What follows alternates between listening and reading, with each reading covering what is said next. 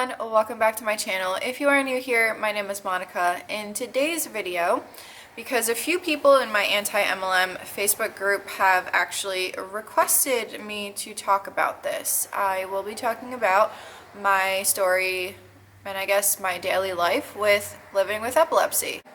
I'm going to break this up into a series only because there is a lot to talk about, and November is Epilepsy Awareness Month, so figure it kind of goes, you know, with the theme. But anyway, let's start off with my story.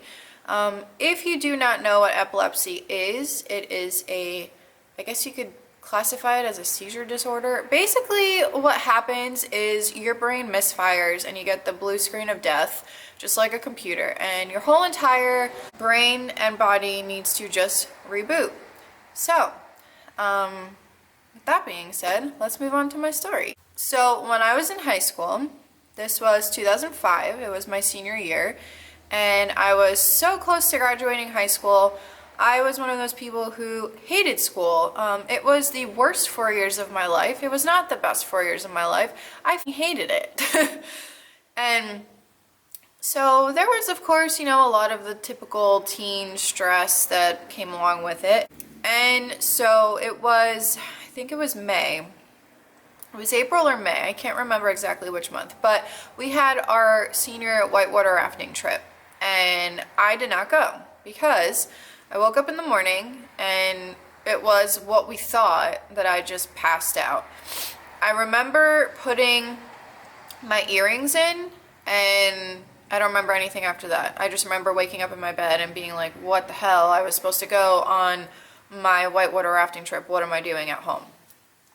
So my mom had told me, you passed out in the bathroom. We have no idea why. You're probably just overtired. Okay, whatever, no big deal. So then, fast forward to June, when I graduated high school. And it was called Project Graduation. I don't know if every high school does this, but it's basically after graduation, you go to kind of like a YMCA type area and you hang out there all night because it's supposed to be like the last night with all of your high school friends before, you know, everyone starts getting ready to go off to college, or whatever else, whether it's a trade school or whatever. So I went. Well, I was working at Subway at the time, and my boss would not let me take off the day after Project Graduation, and which I thought was bullshit, but you know, that's just me. And so after Project Graduation, I got home. It was super early in the morning, so I decided I'm gonna take a nap before it's time to go to work. Well, I woke up to my alarm, and my friend had called me, and she told me, I don't remember much, she told me that she was on the phone with me, and this is back when we actually called each other's houses too. So I had just gotten a cell phone, so, and it was one of those flip phones, but so she called my cell phone and she was talking to me on the phone, and she ended up having to call my house line, and thankfully my brother was home, and because she said that all she heard was I was talking, and mid-sentence it just sounded like I was like like just making noises. And so I remember waking up in bed, and I woke up with a chunk out of my tongue. And I remember seeing a notebook that was on the floor, and there was blood all over the notebook, and I guess I had hit the bedpost, so my eye actually was a black eye, and basically it just looked like I got into a really, really big fight. And so my brother called my parents. By the time that I woke up and was coming to, my parents were already almost home. And so my brother had to call my boss and tell him, hey, something happened to my sister. I don't know exactly what happened, but she's not coming to work today. Of course, he was pissed off, but that was before we knew exactly what was going on with me. So at this point, because this was the second time that I passed out for no reason, well, we thought I just passed out, I went to the doctor. and my doctor referred me to a neurologist. And that is where my story kind of began. We went to the doctor, did a bunch of tests, we did an EEG, we did an MRI, all that kind of stuff. And they said that they're thinking, judging by just the tests that they got back, that I may have epilepsy. I had no clue what epilepsy was when I was that age. I didn't know what that meant for me, how my life would change, anything like that. So after the doctor or neurologist said that, he said, we're going to admit you for 48 hours of monitoring in a hospital. You're going to be hooked up to an EEG for 48 hours in this hospital, and you can't sleep. Try telling a teenager that they can't sleep for 48 hours, okay? And the reason why they said that they wanted me to not sleep for 48 hours was because they wanted to kind of force a seizure to happen. So they did all the tests, like the strobe light test. Strobe lights don't actually bother my head or my brain, my broken brain. It doesn't, the strobe lights don't bother me. We ended up finding out that my triggers were sleep deprivation, stress, and of course, if you drink alcohol, the medication doesn't work. And I was going into college, and I really wanted to be able to live out that college experience because I didn't live on campus, I commuted, and I wanted to be able to have that experience. Then, while I was in the hospital, my dad was with me the entire time. My mom and my brother came to visit every once in a while, but my dad was with me the entire 48 hours. And it's kind of tradition because when I was younger in second grade, I was hospitalized due to an asthma attack and pneumonia. My parents actually told me that I turned blue and I could not breathe. And I remember waking up to the nurses and doctors, literally like how you see on all the movies where like you just see faces and like a bright light. Yeah, that was basically it. So my dad was in the hospital for me that entire time. So this time he was in the hospital with me as well. I didn't have a seizure at the hospital. It wasn't until we got home that my parents said, okay, you can finally sleep now, so let's put you in bed. Well, my mom was putting me in bed, and I remember starting to have a seizure, and I remember trying to control it. So I was trying to control my seizure, and all I remember hearing is my mom yelling my dad's name. And then I remember waking up and had no idea what happened. I remember the beginning of the seizure, but I don't remember anything after hearing my mom yell my dad's name. So of course my parents told me you had a seizure again, and we're gonna call the doctor, blah, blah, blah. Well, the doctor had us come in and he gave the final diagnosis that yes, you do have epilepsy, you have juvenile myoclonic epilepsy, which is a common epilepsy for kids and people going through puberty from the research that I've been able to do. They say that some people can actually grow out of it, which I will go into that in a later video, probably the last part of this, because it has to do with something that happened recently. And so they say that you can grow out of it.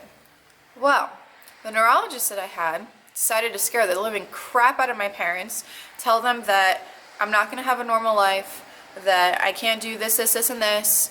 I'm basically going to hate my life. That their son, my brother, is also going to have epilepsy because it is hereditary. And even though it hasn't been 100% proven that it is all hereditary. So when they told my parents that it's hereditary, we tried to go back generations and generations and generations, and we have not been able to find any neurological issues besides migraines. So we have no idea where this came from.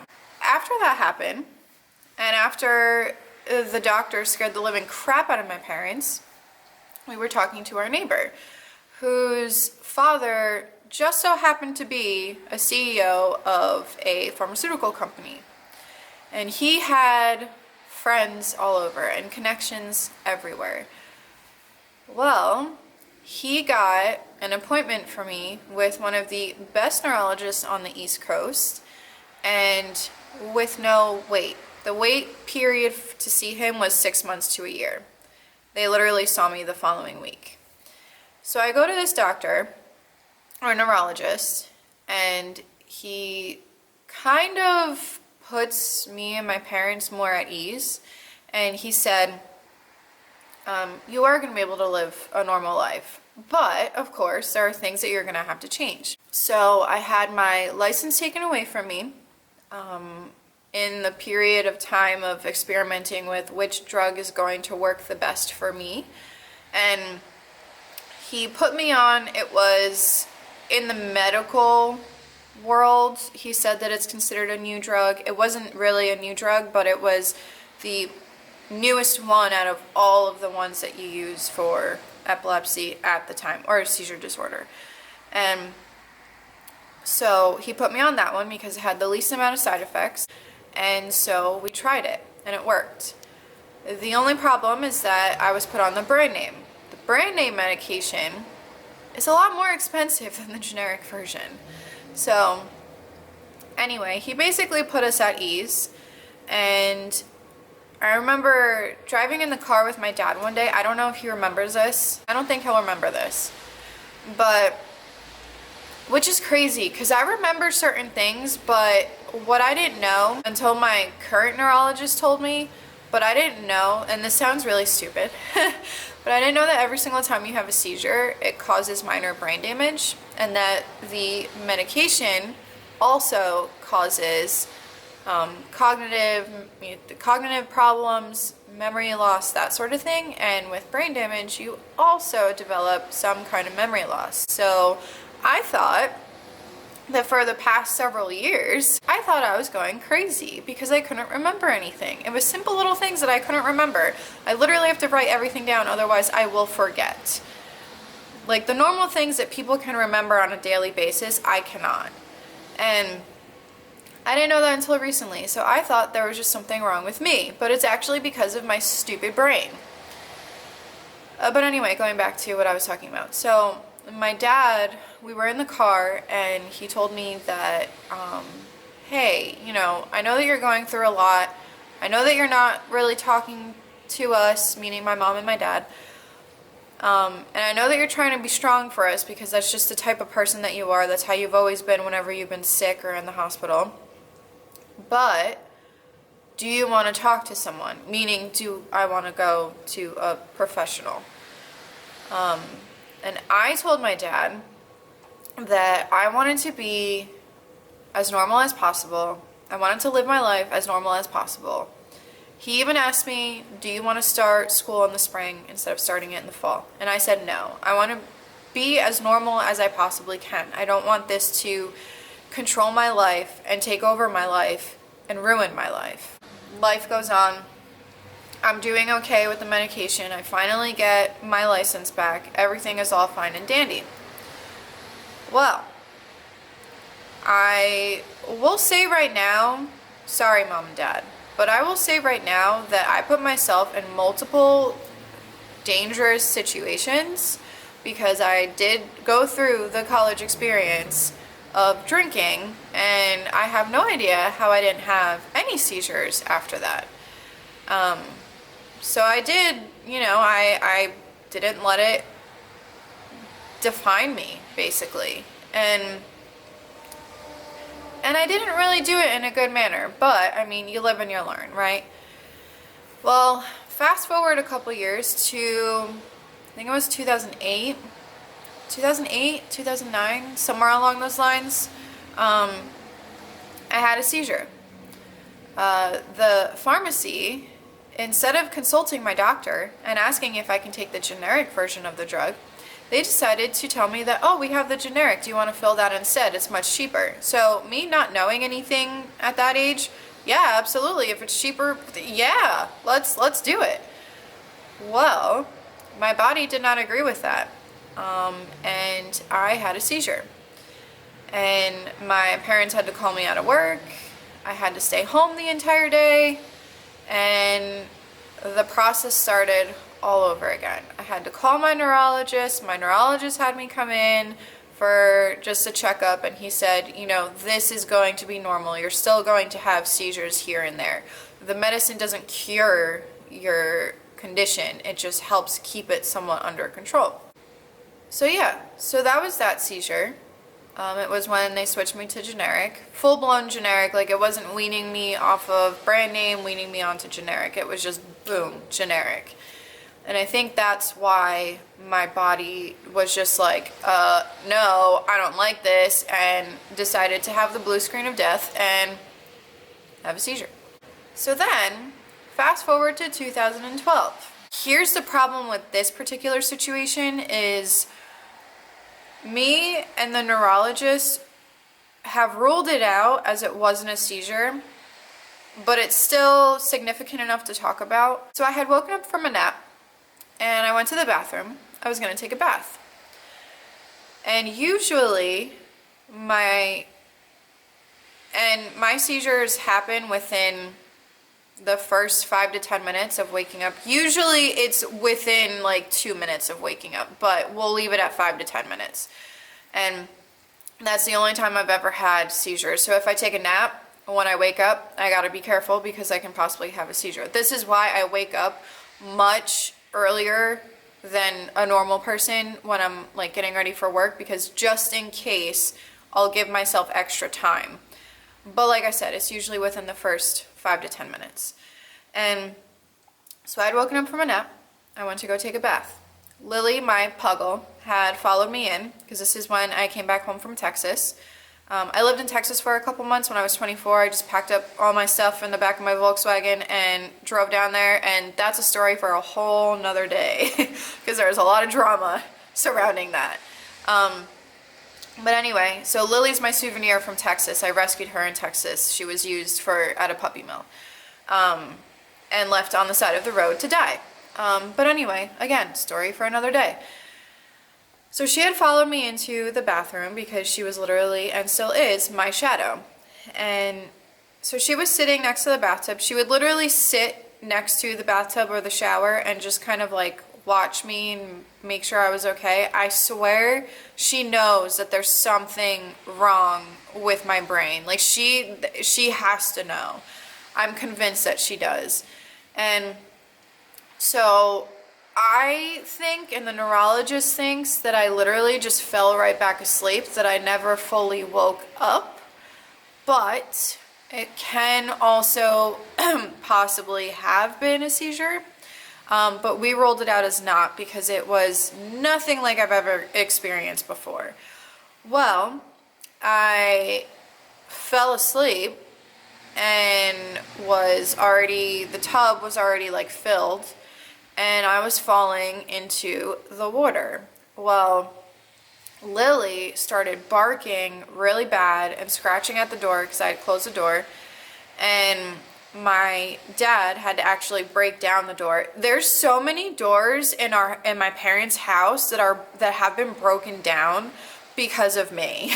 I'm not allowed to lock doors anymore because of my epilepsy. So Lily basically alerted my parents to come get me. Well, they got me before I completely went under. So of course, after that, I had to go to the neurologist, get all my tests done, MRI, EEG, the usual. And again, ruled it out as it was just, I literally just fell back asleep. But we'll never know 100%.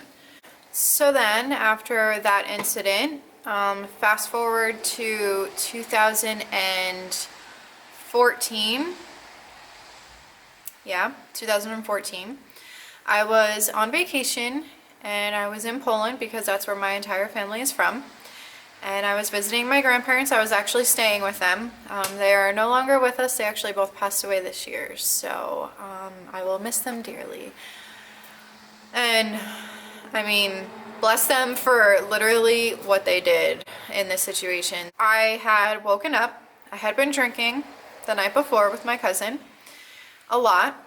I did not sleep at all. I had maybe like 2-3 hours of sleep. And I was still hungover the next morning, and I went to go take a shower because I figure if I take a shower, maybe I can, you know, I'll be fine. I made sure not to lock the door this time because of the whole situation of how I've literally had every single door broken down to get me whenever I had a seizure. So I didn't lock the door, and I took a shower, and I swear someone was watching over me this time, because the way that the bathroom was in my grandparents', well, I guess like the way that everything was, there was a washing machine, the shower, the toilet, and the sink. And it was a smaller bathroom, so there was not that much room for me to be able to fall and fall gracefully. Let's just put it that way. Well, when I had gotten out of the shower, I had a seizure and I fell out of the shower. And somehow my body like turned into a snake and literally went around every single obstacle. I have no idea how that happened, and I have no idea how I made it through that seizure, because I was lucky. I was very, very lucky. And so of course my grandparents heard it. Now both of them were very small, like they're these cute little old people, and somehow they got me out of the bathroom onto the bed, and I woke up, and I just remember waking up to, again, took a chunk out of my tongue. Well, I didn't take a chunk out of it, but you know, there was like, I felt it. Everything hurt. I had bruises on my body because of the way that I fell. And all I remember is my grandparents talking to me, and then I kind of heard them talking to my mom and my dad on the phone. I guess they had called and said, like, she's awake, what do we do?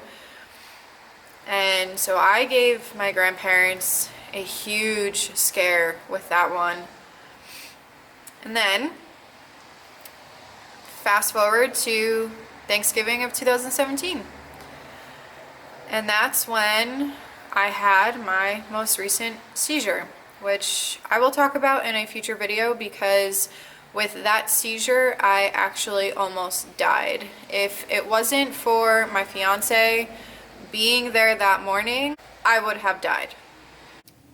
So that is something that I'll go over in a future part of this series, because I don't want to sit here. I could literally talk about my epilepsy for hours and answer questions that people have asked me throughout the years and everything like that. But I basically just wanted to leave it at that, the beginning stages of being diagnosed. I didn't really go into the personal details, so I'll go over that in a future video.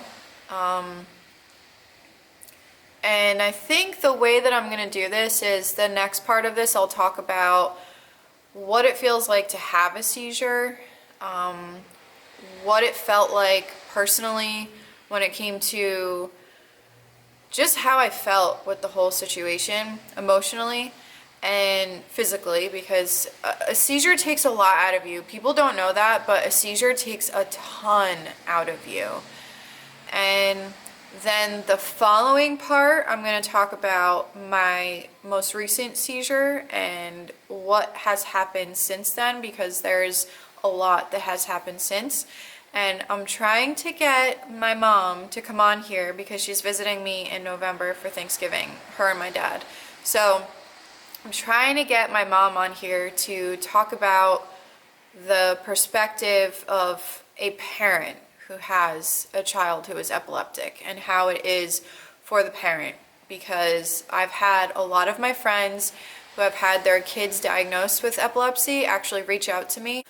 I always tell them that I will never understand how they're feeling, because I'm not a parent. I'm just the one with the epilepsy, with the seizures. So I kind of want my mom to come on here, because my dad's very anti-internet. He doesn't want his face out there or anything like that. He's very old school, traditional. But I'm trying to get my mom on here to kind of talk about her perspective, her and my dad's perspective really, and how they felt through the process, so that if there are any parents watching this, they can know that they're not alone, and they can know how my parents deal with it on a daily basis. It's still an ongoing process. This doesn't go away. The fear never goes away of, am I going to have a seizure? So, but yeah, that's it for the part 1 of my story of living with epilepsy, and I hope you'll stick around for the next couple of parts, and I'll see you guys next time. Bye!